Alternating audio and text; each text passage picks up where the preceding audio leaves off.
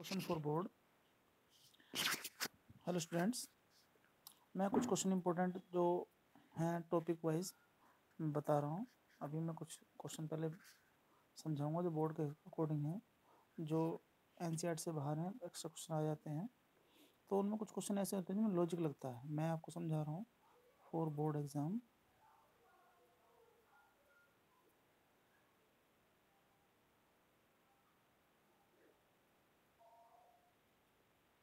यहाँ पर मैं कुछ क्वेश्चन बता रहा हूँ। पहले आपको बता दूँ बेस थ्योरम से रिलेटेड क्वेश्चन। बेस थ्योरम मैं पहले भी समझा चुका हूँ, वीडियो बना चुका हूँ, लेकिन अभी मैं कुछ बेस थ्योरम के अकॉर्डिंग क्वेश्चन बताऊँगा। और उससे रिलेटेड कुछ क्वेश्चन मैं अभी समझाऊंगा। पहले टॉपिक समझ लीजिए। मैं एक प्रॉपर्टी बता रहा था कि क्वेश्चन प्रॉपर्टी है डिटर्मिनेंट्स में, मैट्रिक्स में, कि जब हम किसी मैट्रिक्स को ओपन करते हैं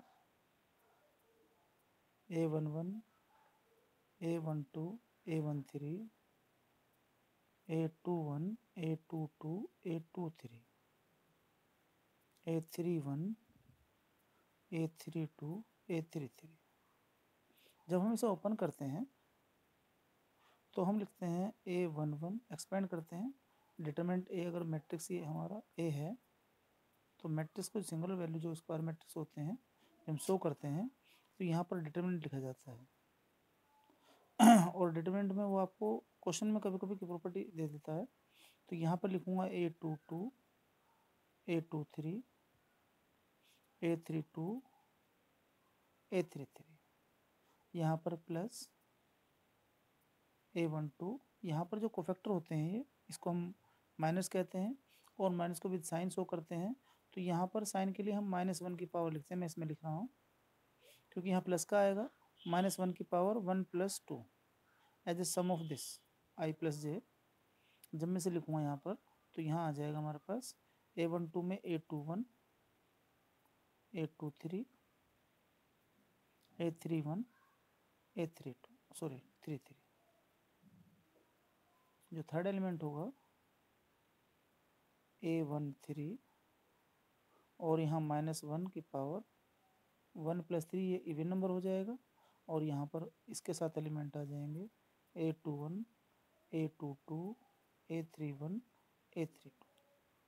अब हमारे पास इसको हम जब डिटरमिनेंट कहते हैं, और जब इसको हम शॉर्ट फॉर्म लिखना चाहते हैं तो जनरली इसको ऐसे रिप्रेजेंट करते हैं A11 cofactor of A11, A12 cofactor of A12, A13 cofactor of A13। ये तो थी प्रॉपर्टी, सेम ऑर्डर के एलिमेंट हैं और सेम इसके कोफैक्टर हैं, तो उसके डिटरमिनेंट की वैल्यू हो जाएगी। ये आपको कभी कोई क्वेश्चन में देते हैं, लेकिन जब लॉजिकली क्वेश्चन बनता है रीजनिंग वाला तो उसमें यहाँ पर वो आपको ये कोफैक्टर चेंज कर देगा। ये टर्म्स कुछ और रख देगा, ये टर्म्स कुछ और रख देगा। तो यहाँ पर आपको बहुत आराम से समझना प्रॉपर्टी हो कि यहाँ पर लिखते हैं द सम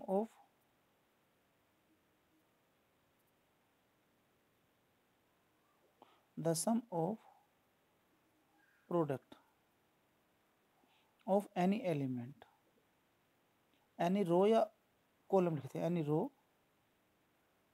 और कॉलम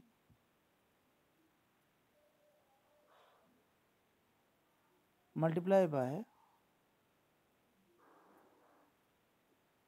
एनी अदर रो और column cofactor, any other cofactor of row और कॉलम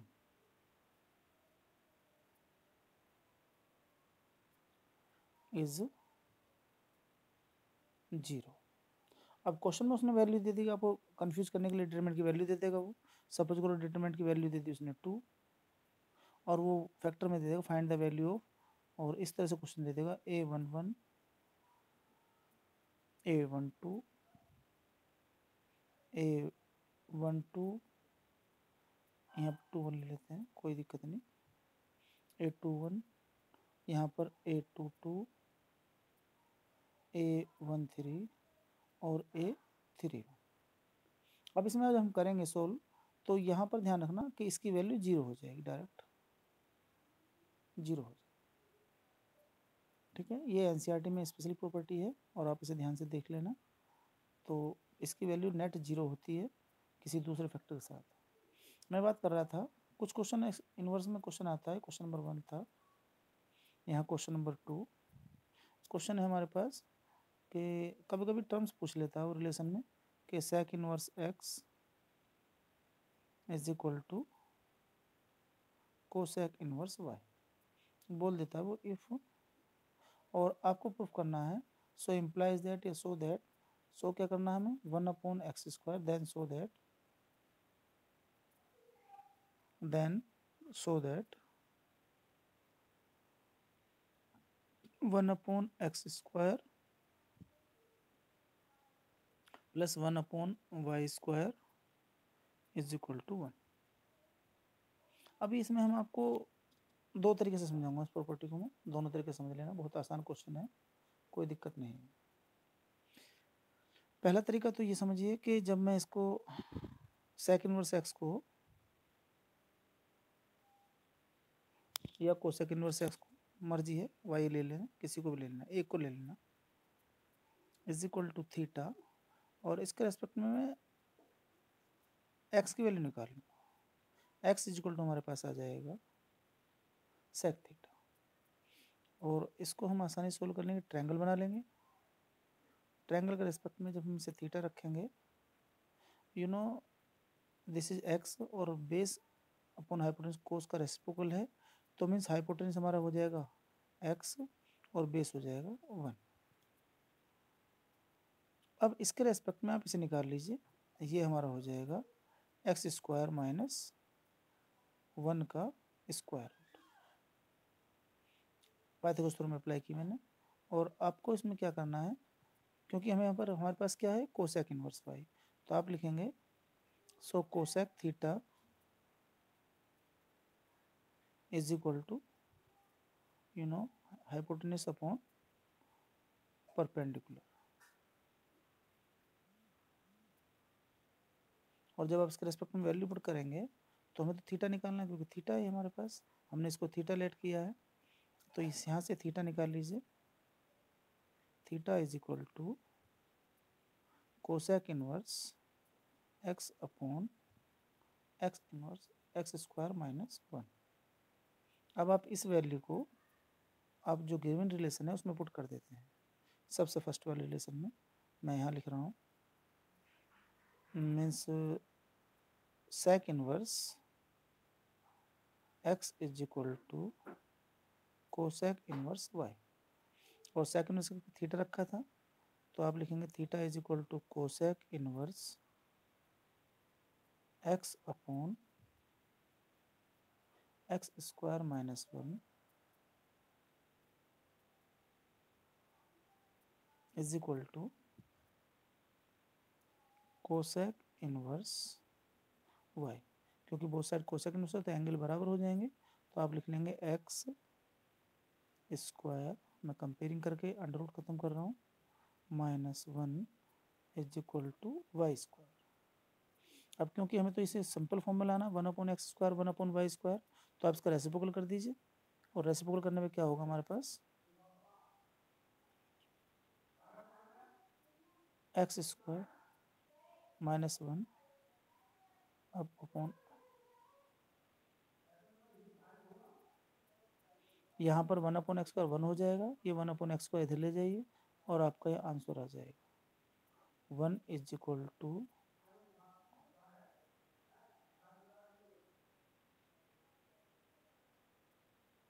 और ये आपका आंसर आ जाएगा।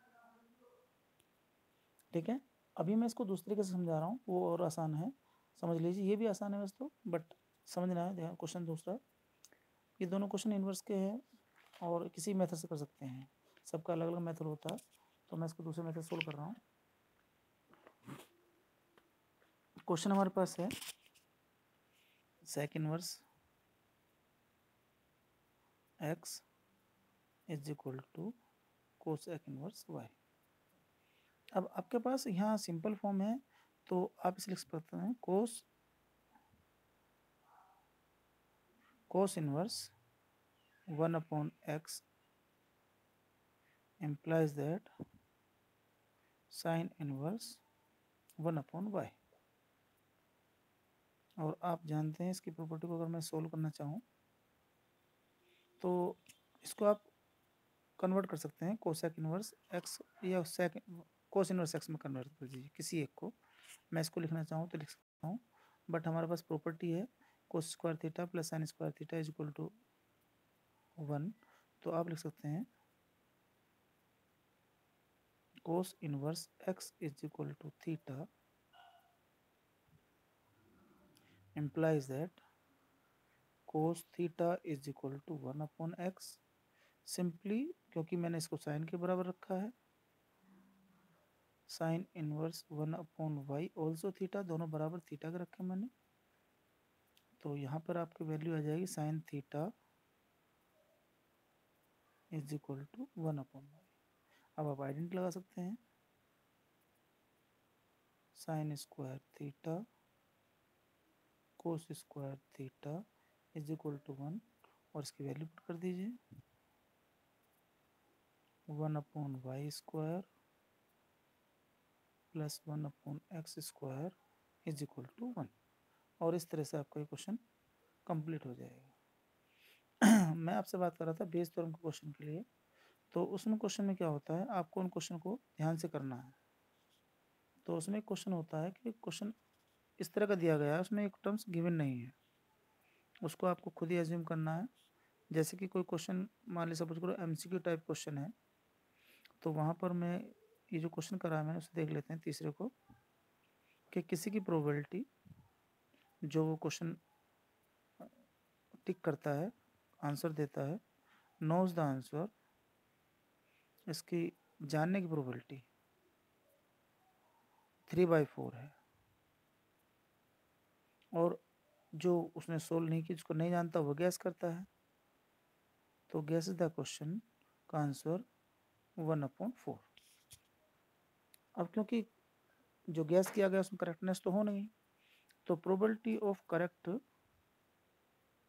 When guess the answer is equal to 1/3 ले लीजिए, 1/3। अब यहाँ पर क्वेश्चन आता है कि करेक्ट द आंसर, जबकि वो जानता है, इसकी प्रोबेबिलिटी क्या होगी। ये इसका हिंट है, इसमें क्वेश्चन में गिवन नहीं होता, बट आपको खुद एज्यूम करना है। कॉन्सेप्ट है कि अगर आप उसका आंसर जानते हैं तो करेक्ट उसका श्योर होगा, और श्योर इवेंट की प्रोबेबिलिटी 1 होती है। अब उसने पूछा है कि किसी एक क्वेश्चन उसकी करेक्टनेस या प्रोबेबिलिटी ऑफ नोज क्या होगी जबकि उसका आंसर करेक्ट दिया हुआ है, प्रोबेबिलिटी ऑफ गैस क्या होगी, प्रोबेबिलिटी ऑफ गैसेस जबकि उसका आंसर करेक्ट है। अब करेक्ट का आंसर है तो इसके लिए आपको फिर वो लिखना है P correct when gas answer of probability of gases. Bayes theorem मैं आपको बता चुका हूँ, कर लेना आप इसे एक बार। प्रोबेबिलिटी ऑफ करेक्ट जबकि वो जानता है, probability of nose, and next probability of gas जबकि वो गैस करता है। तो यहाँ पर probability of gas is the answer, means यहाँ हो जाएगा 1/3 into 1/4, this is 1/3/4 into 1 and 1/3 1/4। Solve करने का तरीका ये होता है कि इसको 12 बना रखा है, ये भी 12 है, यहाँ भी 12 है, यहाँ भी 12 बना लीजिए। 12 के लिए क्या है, 3 से मल्टीप्लाई करना है, 3 से डिवाइड, तो यहाँ 1 आ जाएगा, यहाँ पर 3 3 से 9 हो जाएगा, यहाँ 1 आ जाएगा, तो 1/10 ये इसका आंसर हो जाएगा। Please like and subscribe my channel. और मैं नेक्स्ट क्वेश्चन में आपको नेक्स्ट टॉपिक में डालूंगा LPP के क्वेश्चन और इंटीग्रल क्वेश्चन।